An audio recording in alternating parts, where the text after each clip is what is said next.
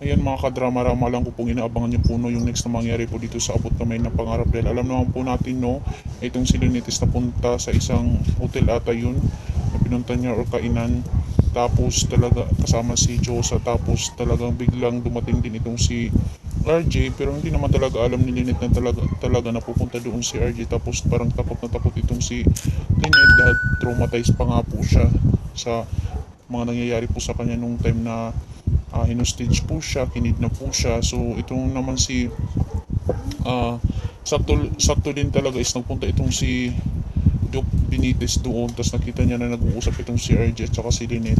So talagang inuwi ni Carlos itong si Lynette, tapos sinabihan niya na bakit andun si RJ, tapos nag-explain itong si Lynette. Ayaw naman talaga maniwala ni Duke o ni Duke Carlos kay Lynette. So paano pa siya magpapaliwanag kung hindi naman naniniwala yung asawa mo sa'yo? Diba napakahirap po yan para sa kanya.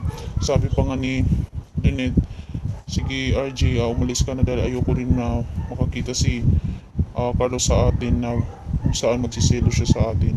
Hindi pa rin yun nagawa dahil nakita pa rin talaga sila ni Carlos. Kasi itong si Carlos na galit, hindi naniniwala kay Lynette. Talagang hinagis niya yung kanyang baso na may laman ng wine, tapos talagang itong si Lynette is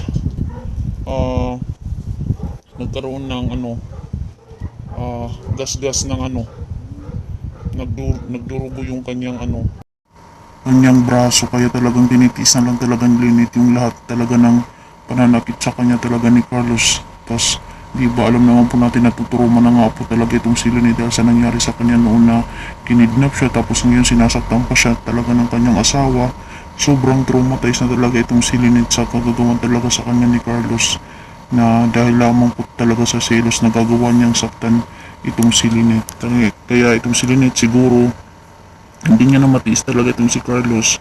Ipapakulong niya talaga siguro to, kung hindi man isihiwalayan na lang niya, no?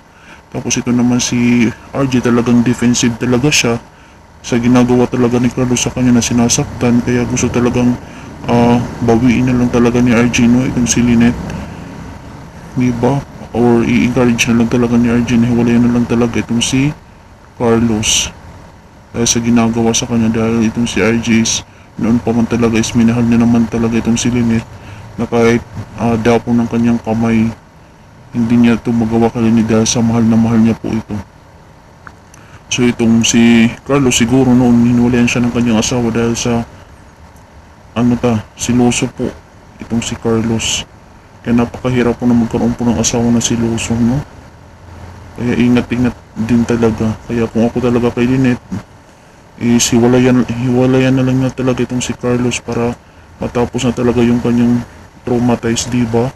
Hindi magpagbalikan na lang siya dito kay RJ, diba? Dahil alam naman niya na siya lang naman talaga yung kanyang totoong mahal, hindi itong si Carlos, diba? So yun lang po mga kadrama, abangan na lang po natin yung next na mangyari po dito sa Abot Kamay na Pangarap. Huwag po natin kalimutan na i-like, share, at subscribe po yung aking channel para sa susunod na video is ma-update ko po kayo. Bye!